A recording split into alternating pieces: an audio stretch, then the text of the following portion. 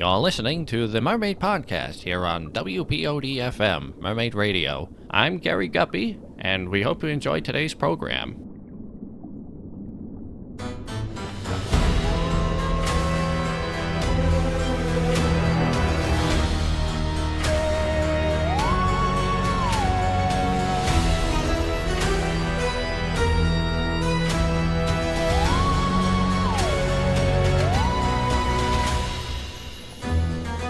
Welcome to the Mermaid Podcast, where we dive deep into the haunting world of sirens and all things from the depths.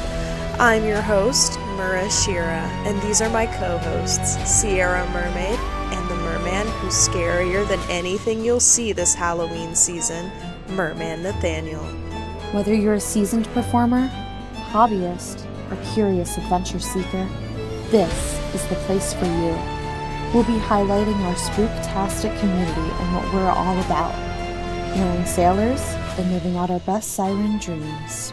Today, we'll be discussing siren folklore and stories. How spooky. Don't forget to follow us on TikTok and Blue Sky at the Mermaid Podcast, and join the pod on Discord to connect with our community, linked in the description. If you like what we do, please consider donating to our coffee to help us continue the podcast.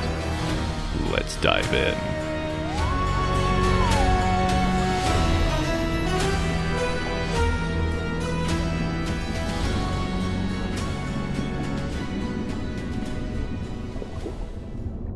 Howdy folks, Gary Guppy here.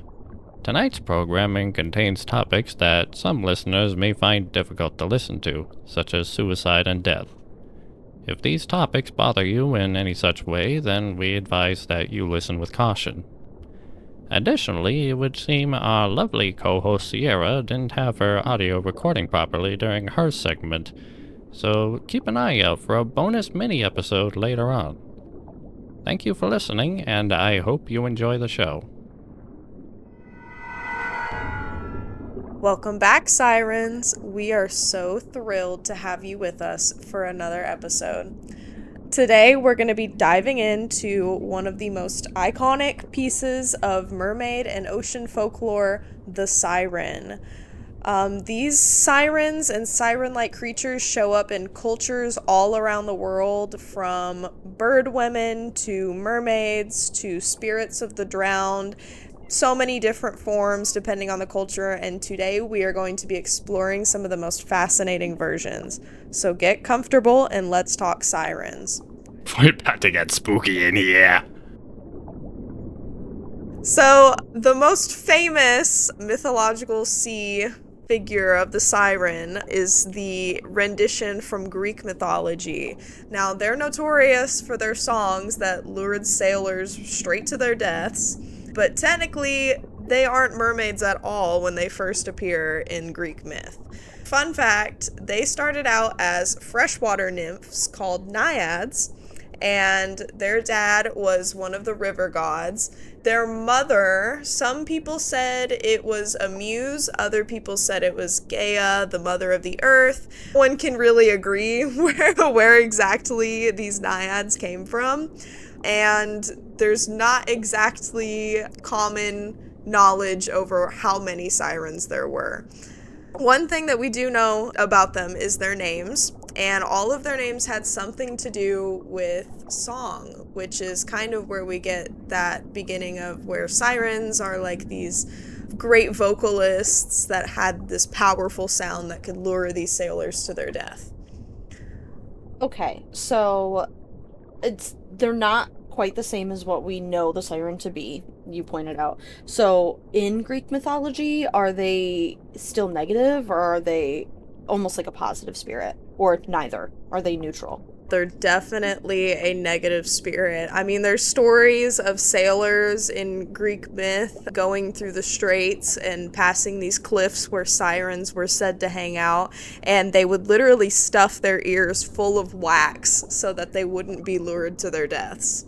I mean, you say evil, I say indifferent to human suffering. I say feminist icon. Yeah, there you go. You know what? And that is something to be said about sirens. I feel like they have somewhat become a feminist icon, similar to how, like, Medusa from Greek myth has. And it's just because they have this kind of power, and maybe they weren't being, like, evil. Maybe they were just trying to protect themselves, to protect their homes, because we know how humans are notoriously evil creatures sometimes when it comes to trespassing.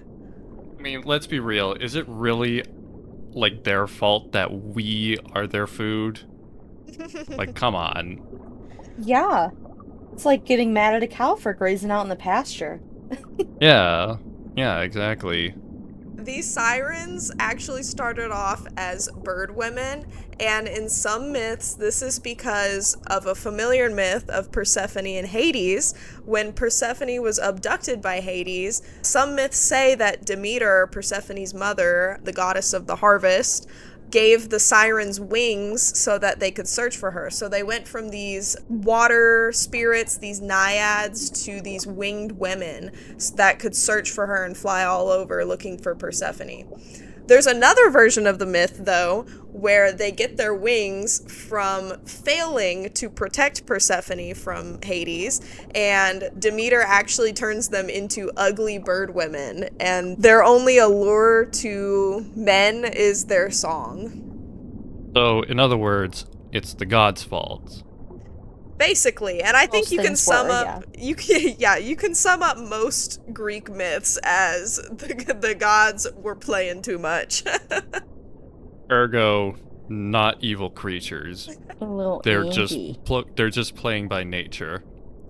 Yeah, you right. And speaking of their nature, it was said that they tended to live near dangerous cliffs and rocks so that they could lure sailors as they sailed by. And some people said that they inhabited specific islands. So there was like places that sailors were like specifically told to avoid because that was like the home of the sirens. So we all know the story of Homer's Odyssey, where he actively goes out to seek the sirens to hear their song, because that would help him on his quest. My question is there a Greek story out there where the hero is like actively like going out to hunt a siren? Well, don't know. modern day there is similar. I know of the epic musical where they are going through that area and they trick the sirens by using beeswax, which is funny. Ash did bring that up, and he does kill a siren. That's pretty metal. You know what? And you know what's interesting is that some people say, like in Greek myth, it said that if anyone was to hear a siren song and lived, the sirens would die. So most versions after the Odyssey say that the sirens committed suicide because Odysseus survived them. I would consider it. Of A little Odysseus, bit I mean. dramatic. A little bit dramatic, maybe. But, you know, Greek prophecy. Valid crash out queens. Valid crash out You guys- from our feminist icons. Do you guys remember how the sirens were depicted in, I think it was the second Percy Jackson book? How they had like the constantly shifting faces? Yes, I loved Percy Jackson as a kid. Yeah, same. I think the way that Greek myth presents them is so interesting because of the fact that now when we think sirens, we're thinking like fish-tailed women, but actually most Greek myths are talking about them as ugly bird women, which is incredibly interesting because, you know, how does that have to do with the ocean? Like, how do we get there? But knowing that they started as these water spirits that got turned into birds for whatever reason, to me it kind of seems like a punishment for them, because if they're water spirits, they want to be in the water, right? But if they're birds, they can't really do that anymore. So to me it does seem like kind of a punishment, turning these water spirits into these birds that can't be in the water anymore. So the one that I've got is a Japanese cryptid yokai, whatever you want to call it, called a ninyo, which translates to human fish in Japanese. This is sort of like a weird little Japanese water spirit where it's kind of mermaid adjacent, where they definitely have like the tail of a fish, but earlier depictions didn't really have them with a torso at all. It was just like a head or even a face on a fish body, which is very weird. Although like some later art pieces did depict them as like your traditional person. That's interesting to see that dichotomy. Yeah, it is. Just like even within one culture. According to the legend of the Yao Bikuni, while these creatures were a sign of ill omen, eating their flesh would actually imbue eternal life onto you, which I think is quite messed up, but, you know. I think it answers our question from earlier about whether people hunted mermaids, and like I know this isn't Greek folklore, but this clearly implies that these creatures were hunted. I mean, I think it'd be like a Fountain of Youth situation. I'm not sure if I would go out of my way to hunt and eat something like that, especially if it has like the face of a human. You know what this reminds me of, actually? Have you guys ever heard of the Dreamcast game Seaman? It's a virtual pet that you played with on Dreamcast, where it literally is just a pet fish, but it has a human face on it, and you could like talk with it and it'll talk back to you. That is so interesting. It's such a very uncanny game. Is this, you know what, is this like where the whole thing of like the monkey and the fish like tied together? Like, you know how those like oddity shops will have like half of a monkey and then half of a fish like taxidermied and glued together and Oh, be like... you mean a Fiji mermaid? Yeah, like is this kind of, this feels like inspiration. As I mentioned earlier, one of the more famous stories surrounding the creature is the Yao Bikuni, which tells the tale of a girl who ate it to acquire everlasting youth and became the nun Yao Bikuni, which translates to 800-year priest, or 800-year Buddhist priest. I can't imagine living for 800 years. Yeah, me neither. All because you ate a mermaid. That's the interesting thing. Apparently, the girl in the story actually ate it by accident. Oh, wow. Maybe she just found the fish half. Maybe the human half wasn't attached. The human half was not attached to it. It was prepared in a dish that her father received, so... Oh my god, the lore deepens. But who gave it to her father? Yeah, me neither. We need some fan fiction stat. Some fan lore. Immortality could go either way. Boom, I've cursed you to see all of your loved ones die. My thing is, Sure. if you're immortal, once like the earth implodes or whatever is gonna happen, or like the sun explodes or whatever, do you just have to vibe through space for the rest of eternity? Like, are you just floating there, or do you, like... You just kind of float through space. No, yeah. Yeah, you just kind of float through space while, like, David Bowie music is just playing. That's a little known fact, actually. In outer space, there actually isn't any silence or any sort of white noise like that. You're just listening to David Bowie all the time. Does that imply that David Bowie is God? Are you saying he isn't? I feel like I've missed something vital in my education. So here's my question. I want to know if she actually knew she was going to live to 800 years or not. Like, what happens if she knows, like, those 800 years are coming up? Like, she's about to expire, like, right at the 800th year. Okay, hold Like, up. is she... Okay, but hypothetically, right? What if she wanted to continue living? I thought this was supposed to grant immortality. Did she get murked? Yeah, that's what I'm thinking. Like, do the effects stack? Is it like a health potion? If you eat like 2 at a time, do you live for like 1600 years or whatever? Or do you live greatly for 400 years? TLDR, go find a mermaid, go eat it, you might live forever. Or you might only live for 800 years, who knows? You know what's even better? A commercial break. When we come back from the break, we'll have a good friend of ours read off some spooky stories for you. You're listening to WPOD FM Mermaid Radio. We'll be right back after a word from our sponsors.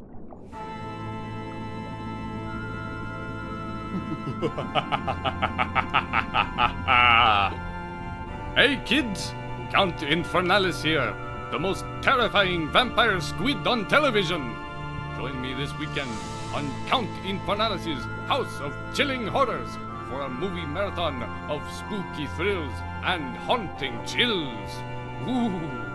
Oh, recently I've come into possession of an old box of VHS tape from a yard sale, and we'll be watching them all together. Ooh, I bet there's some really scary ones in this box, kids. Stuff such as The Beast of Yucca Flats. I think I saw that one before. It was pretty scary, but also South Park, episode 8 with commercials. No idea what that is, but it sure sounds scary. Oh, what could be in the park? Who knows? We'll find out this weekend. But we've also got Our Wedding 1980. Somebody's wedding tape got mixed into this box. Well, no matter. I'm sure there's plenty of very scary films in here, and we'll be watching them all this weekend at 8 o'clock. Don't forget to send in for your official Count Infernalis 3D glasses, just 40 shells a pop. And be sure to tune in to Count Infernalis's House of Chilling Horrors.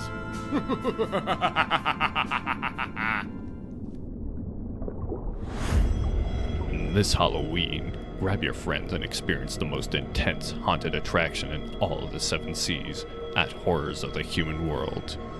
Witness all the terrifying atrocities of human civilization. Welcome to my office. I expect you to work overtime this weekend. The human world is a mess, and you'll be exposed to every second of it. Construction ahead. Should have taken that detour. Will push your senses to their limits. Boy, this Subway service is cramped. Maybe I shouldn't have had 4 slices of pizza for lunch. Come down to the Horrors of the Human World, located just north of the Museum of Sunken Antiquities in the Bikini Atoll, if you dare. Well, hello there, listeners. My name is Eerie, and I'm coming to you live from the Dark Lagoon, where the souls of those lost to the cold, dark, ominous depths of the ocean come to be judged.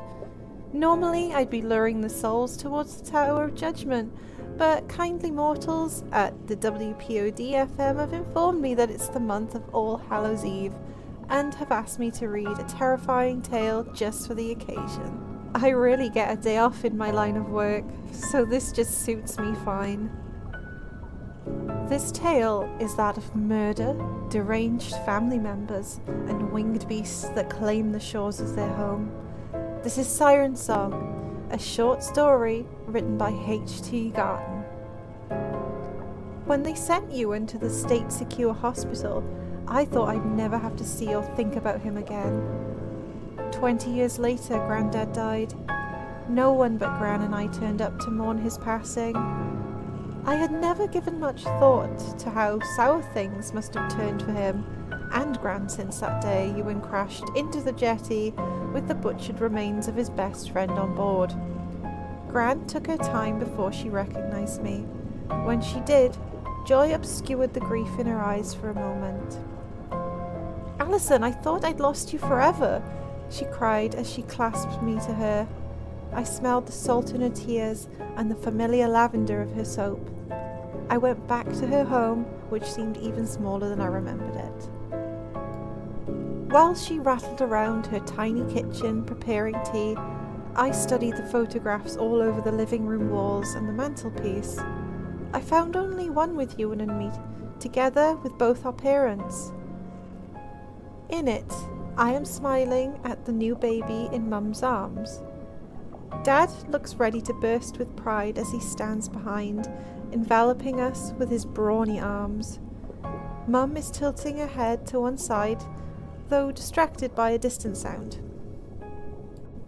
Gran caught me looking as she came in and set the tray down. He was such a lovely wee boy, easy to love and always so eager to help with everything. I was worried it was because he wanted to make sure we wouldn't stop loving him. As if, even after, you always love your children, if not everything they do, she said as she poured. There was a lot of whispering that it was our fault. Her eyes were pale, as though shame had drained colour out of them. We brought him up after all. Others blamed your mum, saying it was hereditary. Your mum was always highly strung, but she didn't start acting strangely till the shock of losing your dad. You could hardly say it was her fault, but people always want to put the blame somewhere. How is she now? She asked. Physically well, very strong in fact. We never heard a word from her since she took you away. For a long time I thought she might get well enough to come for Ewan. As time went on, I hoped she might come to see him at least. Her eyes darkened. How is Ewan? I asked, not out of any genuine interest, but because I couldn't talk to her about Mum. I haven't been to see him since they moved him into that fancy new building for patients getting ready for their release. I frowned. It's still very high security. It's within the hospital grounds. They're going to let him out? Yeah, they think he's ready. He told them he'd accepted. He did it, and he's ill. Apparently he's doing well with his treatment, but... She hesitated. I might be family, but she hardly knows me well enough to confide in me. Perhaps it was out of desperation that she continued anyway. He told me something. Something bad? I think he's telling them what they want to hear. I don't believe he's really any better. Shouldn't you tell someone at the hospital? I can't. She looked down at her tightly clasped hands with lumpy veins crisscrossing the backs of them, creating blue ridges. It would be a betrayal. He trusts no one in this world except me. I don't know what it would do to him if he were to find out I'd told. But you think he should stay where he is? There was a long pause before she mouthed the words, yes. But he'll be released if you don't say anything. Yes. After studying her hands for a while longer, she looked me in the eye. You could do it, she said. But before I could list my excuses, he doesn't know me. It's a long way. I have responsibilities, she said. He told me he can prove he is innocent. He says he's got evidence now that he plans to take to the authorities as soon as he's out. You should have heard him rambling about DNA and proving that they're real and out there. Before I could meet Ewan, a sturdy psychiatric nurse searched me with a thoroughness that allowed for no modesty, then escorted me through a maze of shiny floored corridors and electronically sealed doors. We marched out into the lush green of the hospital grounds. I quickened my pace as we passed the looming grey sculpture of the main building. Hundreds of barred windows too high for humans to look out stared down at me with sightless black eyes. The nurse matched me step for step as he spoke. Ewan settled well into Bevan House. We're very pleased with his progress. We came to a single-storey building, its windows without bars.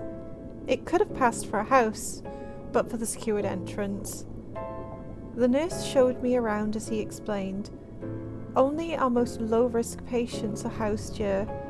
We're always on hand, but they have a lot of freedom and independence here. There's a communal kitchen and a living area, a games room with pool table. Not a soul was around making use of the facilities. I tilted my head to one side, then the other, looking, listening. The nurse showed me into a cozy living room for patients and their visitors. He must be in his room. I'll fetch him, and I'm afraid I have to stay in the room with you both. But honestly, you've got nothing to fear, it's just regulations. The knot in my stomach tightened while I waited. I wondered if it would be like the last time. Seeing Ewan then had stirred memories buried so deep and long ago that I thought they were just dreams.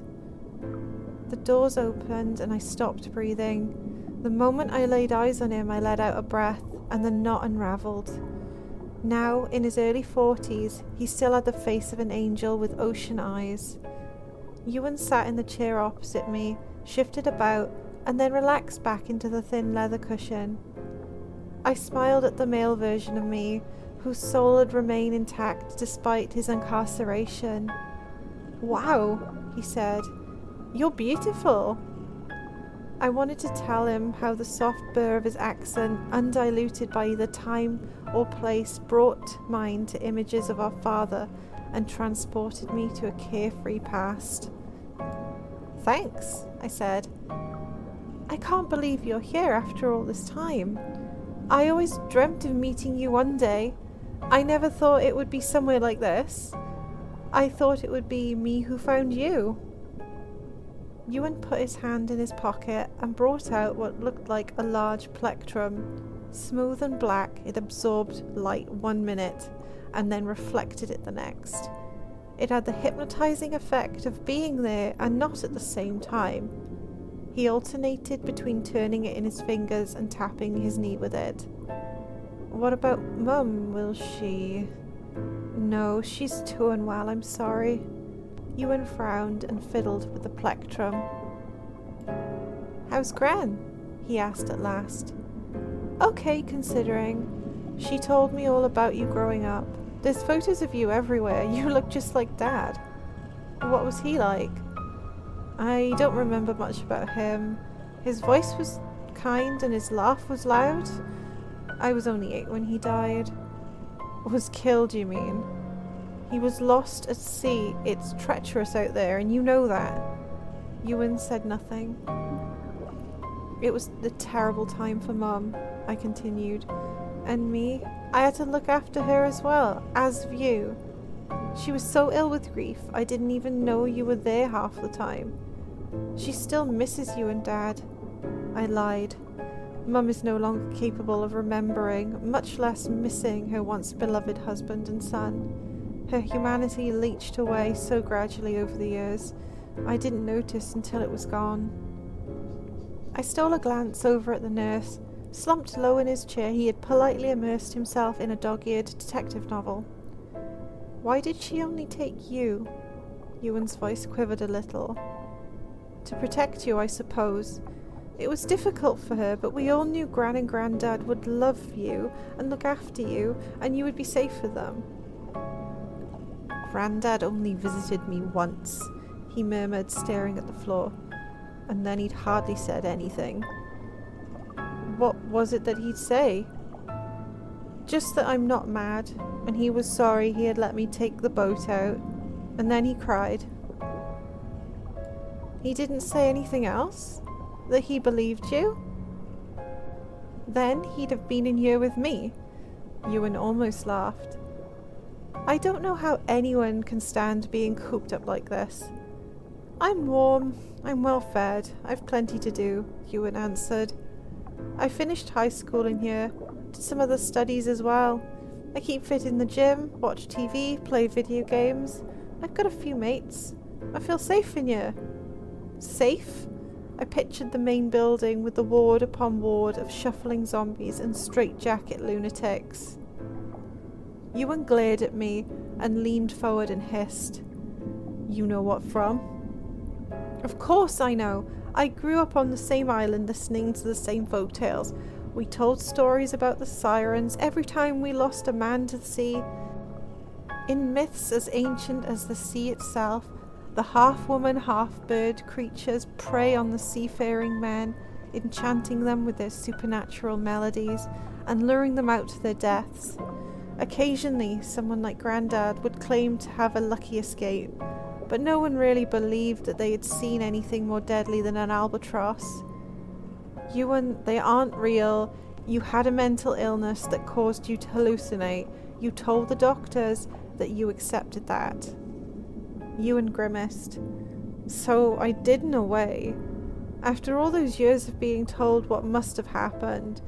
But you know, late at night, alone in my room, I stare at these hands and ask myself if I could have done what they said I did, and yet have no memory at all of doing it. He jabbed at his temple with his forefinger. All I've got in here are images. They tell me they are not memories, they can't be memories, of creatures that can't possibly exist, torturing Eddie and eating him. He swallowed hard. They said it was easier for me to believe nonsense than the truth, but in here, in my heart, I never really believed I could have gouged his eyes out and gutted him. Eddie was my best friend since primary school. I had no reason to kill him. They made up that stuff about arguing over a girl. I never minded Eddie going out with Shona. Ewan, if you still think like this, perhaps you're not as ready as you think to... I kept on at Grandad until he let me take the boat out. Ewan ignored me.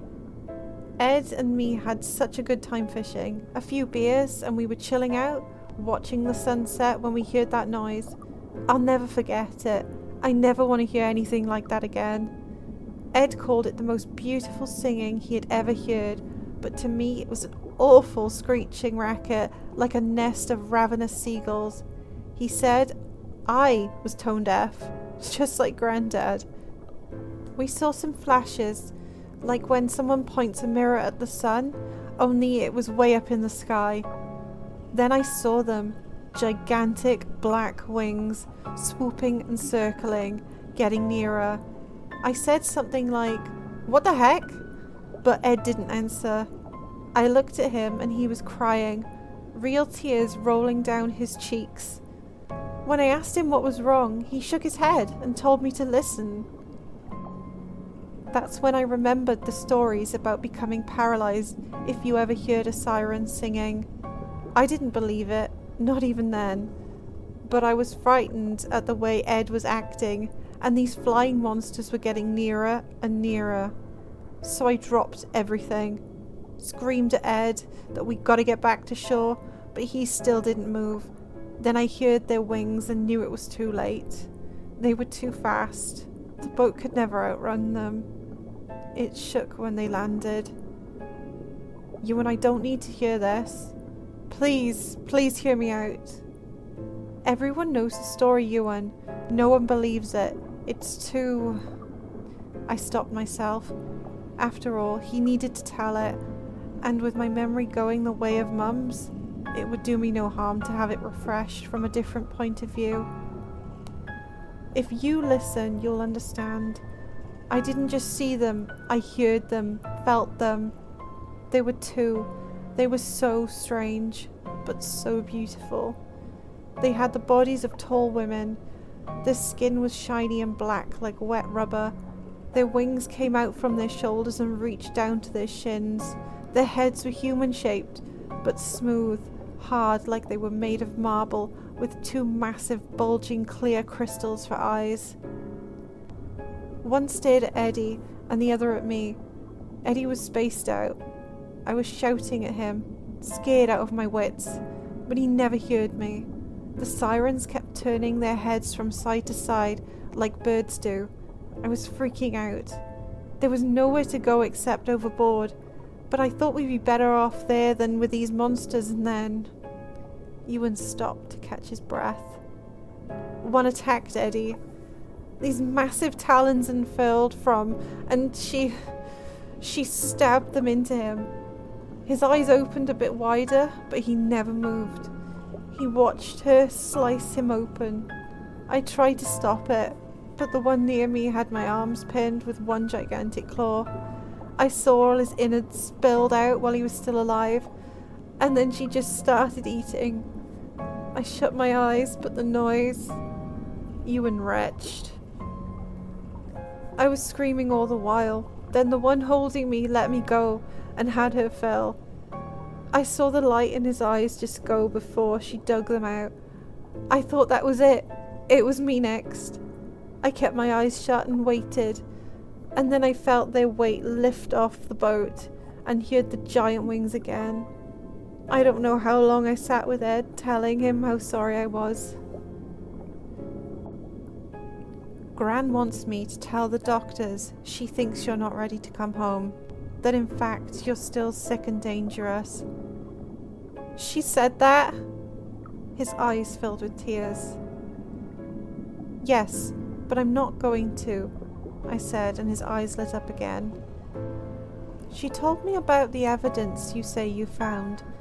I pointed at the object in his hand. Where did you get the piece of talon? I asked, although I already knew. A puzzled look creased his fine features, but then he held the plectrum up to the light, gazing at it as he spoke. It must have come off when she stuck a claw in my arm. Hurt like hell when I cut it out.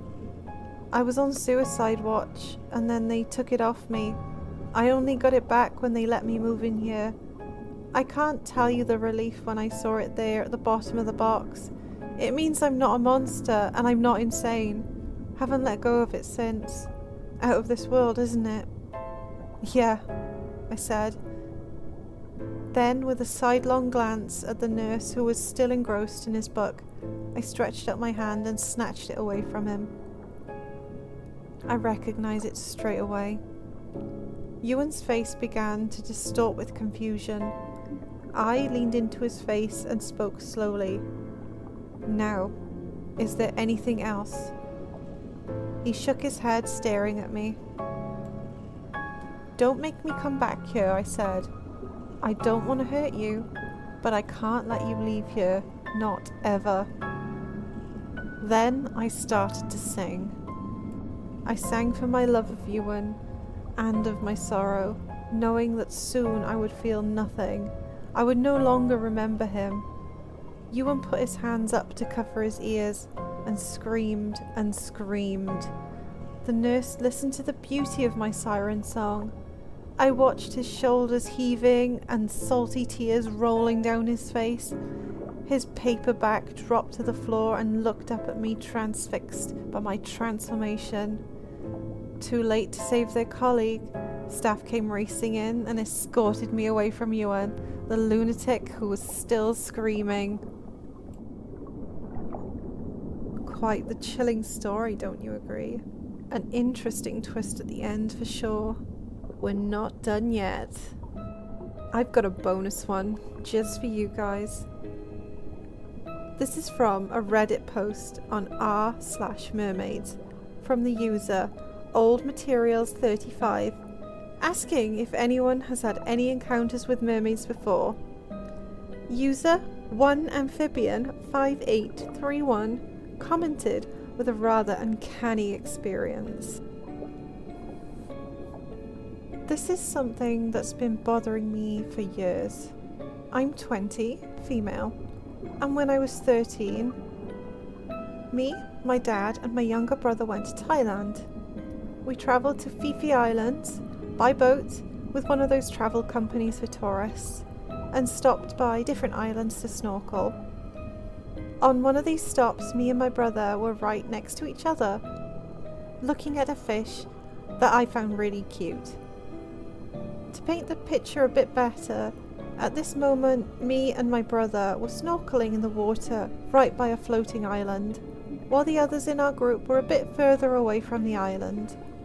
This island was like a chunk of land that extended downward into the water rather than having a gradual slope. Suddenly our dad called out for us. Someone in our group saw a small shark and everyone was gathering around to see it. My brother swam over there, but for some reason I stayed put and kept watching the different fish that were swimming so close to me. Then something caught my attention. There seemed to be smaller caves underwater by the shore, and I saw something slowly coming out of there. It was similar to a human head, facing down towards the bottom of the ocean. I completely froze up and kept staring. The person kind of floated out of the cave, never faced up towards the surface, and did it really slowly. Nothing of this person that I could see was moving. By this point, I could see the back of the head and almost most of the back. The person had really sparse black hair, slicked down to the scalp. Their skin looked grey, and the spine was extremely pronounced. I was so sure that I was looking at a corpse, and I completely froze up. I couldn't breathe or move. Time felt like it was standing still. The person kept floating out of the cave, and then that's when I started seeing its tail. The tail was dark grey and looked like a stereotypical mermaid tail. I blinked multiple times, convinced that I was hallucinating, but I kept seeing it. I never believed in the supernatural, but this thing was only a few meters below me, and I could see it so clearly. I felt a sense of danger. I knew that I wasn't supposed to be seeing this, and I was terrified that it would see me and attack me. But the thing never once faced up. Once it was out, it swayed to the side and kept a close distance to the island and disappeared into another cave. After a few seconds, I snapped out of it and quickly swam to my dad and brother. I burst into tears and frantically told them that we had to get back on the boat right away. My dad asked me what happened and I told him what I saw. Obviously he didn't believe me and got furious at me for lying. When we got back to the boat, I told him again, and I stood by the fact that I wasn't lying. My father told me that he really hoped I was, that it was either a lie or that I was insane and had to be locked up in a mental hospital. I knew how crazy all of this sounded, and honestly, I didn't even believe myself. I decided to tell him that I made it all up. Since that day, I've tried to convince myself that I made it all up. I've never experienced any hallucinations, and I know what I saw. I've told others, but of course, most of them thought I made it up. It's so insanely frustrating, feeling like you're being gaslit by the entire world, and I truly hope someone out there believes me. Oh, don't worry, one amphibian. I'm certain all the listeners at home believe you.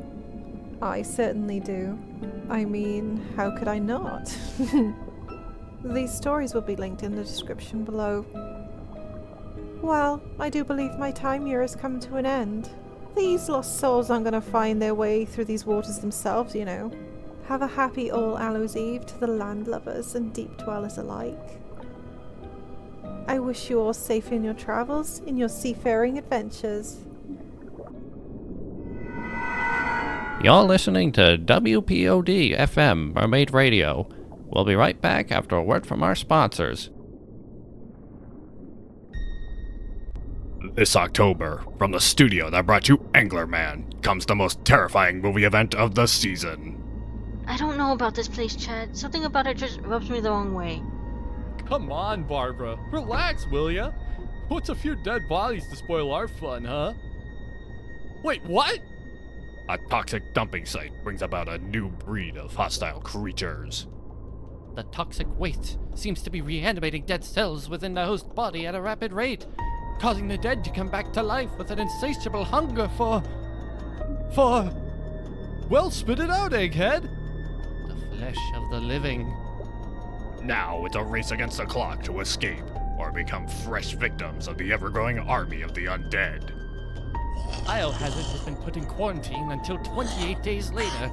If we don't want to be left for dead, then we have to stop the dead rising, or the corpse eaters will turn the whole sea into the devil's playground. What? Who talks like that? Dead Sea, swimming into a theater near you in terrifying 3D. Hi there, folks. Danny Lowe, attorney at law. This spooky season, it's widely traditional to go out and visit a sea witch for fun. But it's easy to overlook the red flags and get scanned by an unlicensed sea witch. So I'm doing a public service announcement to let you know how to spot a phony sea witch. First and foremost, always make sure that the sea witch you're visiting is officially licensed by the Atlantic Witch Coven. If they ain't with the AWC or they refuse to present their license, you swim out of there and you contact the nearest guardsman. Most importantly, always read the fine print. Many phony contracts are amateurishly written and contain flaws that anyone could easily spot. If you're ever skeptical of a contract, feel free to contact my office at 555-2983 for some free advice. Avoid the tricks, get some treats, and have a safe and happy Halloween out there. Sirens, it's time for Community Corner. Back in the Discord server, we are almost at 1,000 members, which is insane to think about considering like 3 years ago, it was just it was just me, and then it's been growing ever since. So it's crazy that we're almost at 1,000 members and counting. We'll be doing a big celebration here soon. Not sure yet what we'll be doing, but keep an eye on that. And then for our episode next in November, we're going to be doing a segment of community garnered responses where we will ask you guys what you are thankful for in the Mer community. So keep an eye on our Blue Sky for that link.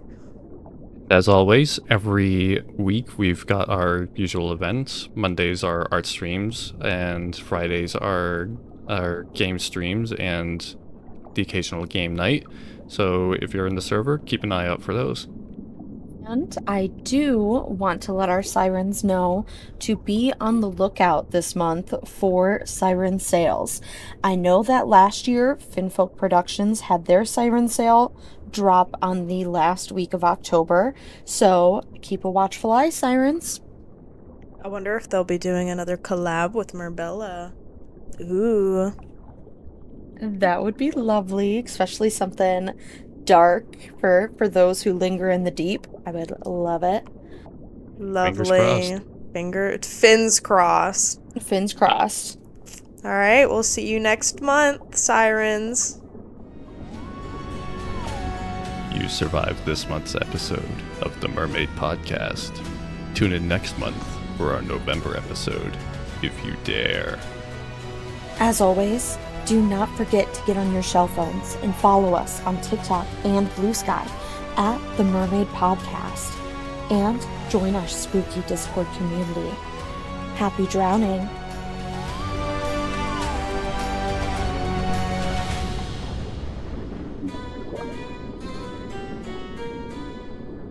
We'd like to thank our coffee donors that have made this month's spooky episode possible: Ariadne, Isla, and Elizabeth. If you enjoyed this month's episode and want to hear more from us, consider donating to our coffee, linked in the description. Every amount counts and helps pay for our recording software and maintenance fees. Without our coffee donors, we couldn't do what we do. From the bottom of our still bleeding hearts, thank you. This has been the Mermaid Podcast here on WPOD FM, Mermaid Radio. I'm Gary Guppy, and we hope to catch you all next time.